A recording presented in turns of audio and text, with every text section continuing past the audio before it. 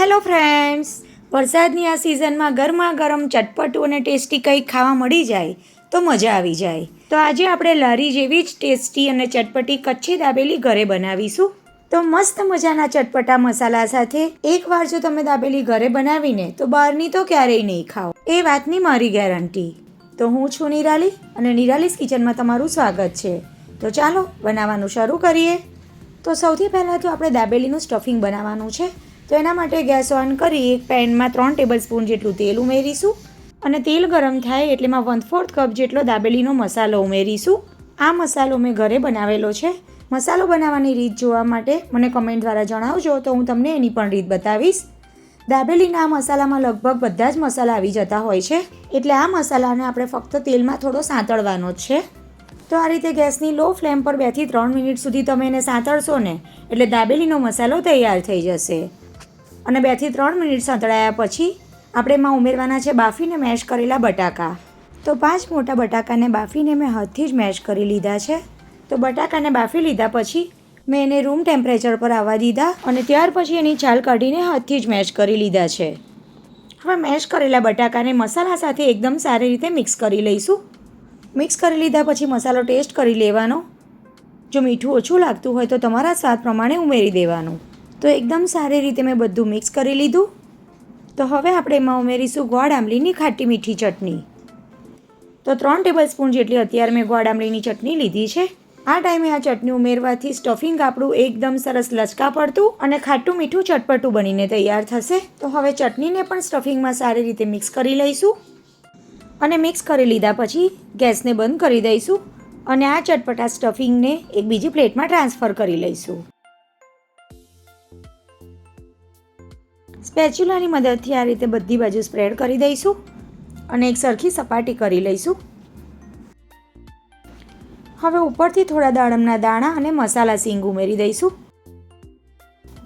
અને હવે સ્પેચ્યુલાની મદદથી આ રીતે હળવા હાથે થોડું પ્રેસ કરી લઈશું જેથી દાણા છૂટા ના પડે. ઝીણા સમારેલા લીલા દાણા ઉમેરી દઈશું અને બસ દાબેલીનો ચટપટો મસાલો તૈયાર થઈ ગયો. મસાલા સાથે મેં ગ્રીન ચટણી અને ગોળ આંબલીની ચટણી પણ તૈયાર કરી લીધી છે અને સાથે આપણે જોઈશે દાડમના દાણા અને ઝીણી સેવ. આ રીતની તૈયારી કરી લીધા પછી દાબેલી બનાવવા માટે આપણે લઈશું પાઉં. હવે જનરલી આપણે જ્યારે પાઉંને કટ કરીએ ને ત્યારે 2 બાજુથી કટ કરતા હોઈએ છીએ, પણ એવું નથી કરવાનું. આ રીતે વચ્ચે ક્રોસમાં આટલો જ કટ લગાવવાનો છે. આ રીતે તમે કટ લગાવશો ને તો સ્ટફિંગ એનું બિલકુલ બહાર નહીં આવે. હવે સૌથી પહેલાં આપણે લગાવીશું ગોળ આંબલીની ચટણી. ચટણીઓ તમે તમારા ટેસ્ટ પ્રમાણે વધુ કે ઓછી ઉમેરી શકો છો. તો ઉપર નીચે આમ બંને સાઈડમાં 1 ચમચી જેટલી ચટણી લગાવી દીધી. હવે આપણે લગાવીશું ગ્રીન ચટણી. તો ગ્રીન ચટણી તમારી કેટલી તીખી છે એ પ્રમાણે તમારા ટેસ્ટ પ્રમાણે તમારે ઉમેરી દેવાની. તો ઉપર નીચે બંને સાઈડ મેં ગ્રીન ચટણી પણ લગાવી દીધી. આમાં તમારે લસણની લાલ ચટણી ઉમેરવી હોય તો પણ ઉમેરી શકાય. હવે 1 ટેબલસ્પૂન જેટલું તૈયાર કરેલું બટાકાનું સ્ટફિંગ ઉમેરી દઈશું અને ચમચીથી હળવા હાથે પ્રેસ કરી દઈશું. ત્યાર પછી એમાં ઝીણી સમારેલી ડુંગળી ઉમેરી દઈશું અને ત્યાર પછી થોડા દાડમના દાણા અને મસાલા સીંગ ઉમેરી દઈશું. ડુંગળી ના ખાતા હોય તો નહીં ઉમેરવાની. અને હવે શું કરીશું કે બીજું થોડું સ્ટફિંગ લઈ આ રીતે આપણે સીલ કરી દઈશું જેથી આપણે જે દાડમના દાણા, મસાલા સીંગ અને ડુંગળી ઉમેરી છે એ શેકતી વખતે બિલકુલ જ બહાર નહીં આવે. આ રીતે ભરવાનું એટલે તમે એકદમ સરસ વધારે પ્રમાણમાં સ્ટફિંગ અંદર ભરી શકો. આ રીતે ભરી લીધા પછી આ દાબેલીને તમે કાચી પણ ખાઈ શકો.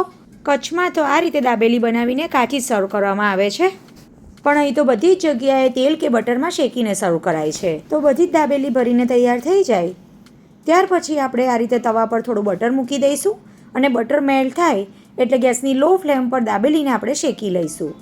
તેલ કે બટર તમને જે પસંદ હોય એમાં તમે શેકી શકો છો.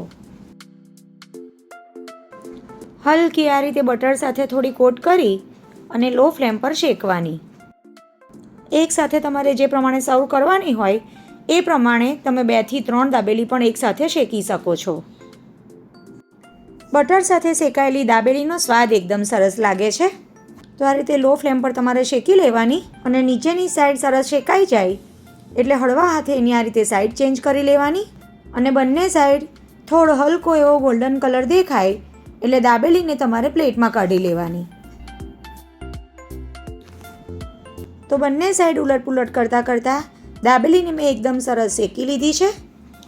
તો ગેસને બંધ કરી દઈશું અને શેકાયેલી દાબેલીને એક પ્લેટમાં કાઢી લઈશું.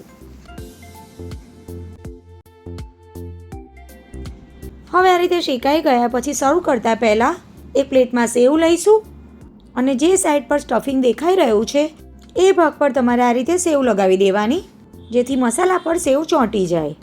તો તમે જોઈ શકો છો એકદમ સરસ ટેસ્ટી અને ચટાકેદાર કચ્છી દાબેલી તૈયાર થઈ ગઈ. સર્વ કરતી વખતે દાબેલી ઉપર આ રીતે થોડી ઝીણી નાયલોન સેવ, દાડમના દાણા, મસાલા સીંગ અને ઝીણી સમારેલી ડુંગળી ઉમેરો. જોતાં જ ખાવાનું મન થઈ જશે. તો અહીં અમે બધી જ દાબેલી બનાવીને તૈયાર કરી લીધી છે.